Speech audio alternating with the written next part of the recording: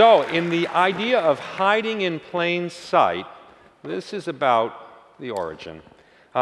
This is an indigene, I believe it's 1531, so about 500 years old, and hiding in plain sight? Well, palm reading is hiding in plain sight in the history of health and medicine, but that's much older.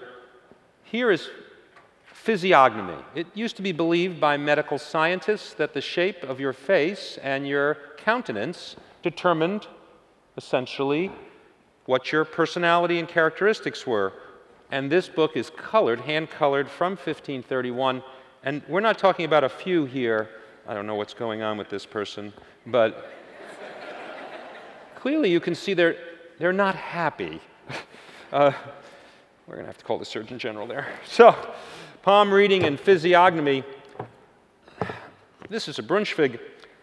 Hiding in plain sight. Remember I earlier mentioned bloodletting. This is one of the earliest sort of bloodletting guides here. So this is literally a guide to where in the body you should be doing your bloodletting. You can't make that up. This is from a German treatise.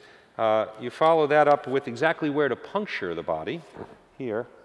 You can see they're not afraid to sort of show it as it is. Remarkable. And then here's the actual act itself. One of the very first times in a book you see an illustration, at least in the West, of the direct science of bloodletting. And here are two other things hiding in plain sight. The animals that can cure you are hiding in plain sight. So here's an application of a very large leech hiding in plain sight. And then, if that's not good enough, here is the fact that the things that are inside of you are clearly causing the problem. We'll hang you, I'm sorry, it's not as clear as it needs to be. We'll hang you upside down on this fine-looking medical device in order to purge you of your problems. So, what else is hiding in plain sight? Well, it turns out that the structure of knowledge is hiding in plain sight. The notion of a taxonomy is relatively modern. Francis Bacon's two books is really the beginning of sort of our thinking of taxonomy, but this book is earlier.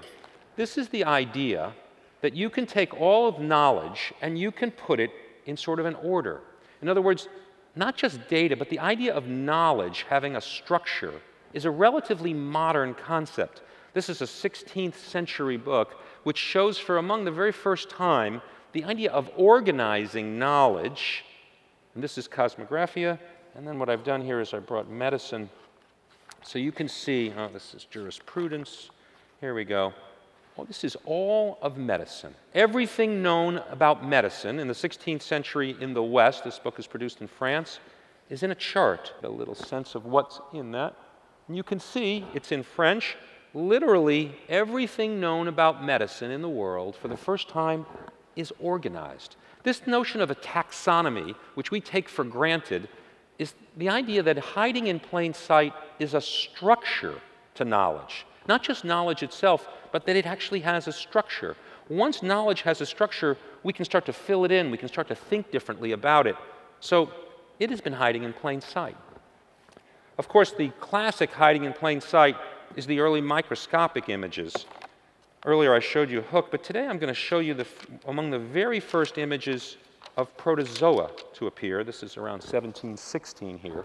And this is the first time that these microscopic life forms, literally clearly living beings of some kind, or living organisms of some kind, are shown in a book. You can imagine the surprise of scientists who are looking through these lenses and for the very first time see things that are moving. They're mobile. These aren't like cells in a leaf. These tiny creatures are moving. Imagine the surprise, in some ways the fear of not knowing what these are, and yet every drop of seawater, no matter where you take it from, or every drop of water, is teeming with these what clearly look like creatures of all different shapes and sizes. Of course, there's no germ theory of disease for hundreds of years. Right? No idea that these germs could be, some of them could be pathogens, of course, some of them could be essential ones that we need for our own life. But hiding in plain sight would be there. I'm going to zoom ahead, because you can't talk about hiding in plain sight without X-rays. And this is an image of the very first X-ray rooms ever in a hospital. This is in the Grand du Palais in World War I in France. They've converted the entire enormous space, their amphitheater space, into returning veteran space, and this book is all about that returning war, all the war, and they built an enormous hospital, the world's largest hospital. And this is at the very beginning of X-rays. It's certainly possible Madame Curie would have visited this here. You can see right here these two. This is the table. This is the X-ray device. It's only 110 years. Has it changed that much? Well, obviously there's much more computers and much more sophistications, but this looks familiar to us. There's a table, a scanning device, and of course the bones and the other elements internally that are hiding in plain sight. And then last, for hiding in plain sight, I chose something a little different. You see, one of the things that's hiding in plain sight is the speed of change. We don't think about the speed of change as something that's hiding. We just think it's something that is.